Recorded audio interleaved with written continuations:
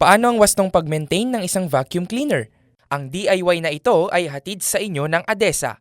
Kahit na ang trabaho ng isang vacuum ay maglinis, abay syempre dapat mo rin itong linisan. Kaya sa pag-maintain para mas maging efficient ito, narito ang ilang paraan.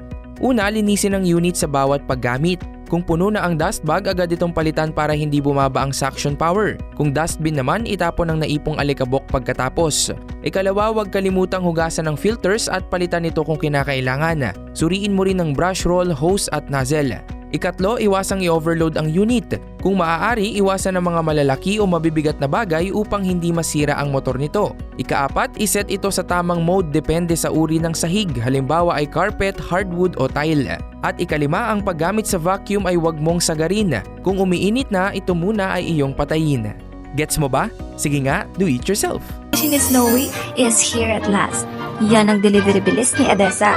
Installment approved bilis na, 0% interest pa up to 12 months. Sa ADESA installment, kaya-kaya.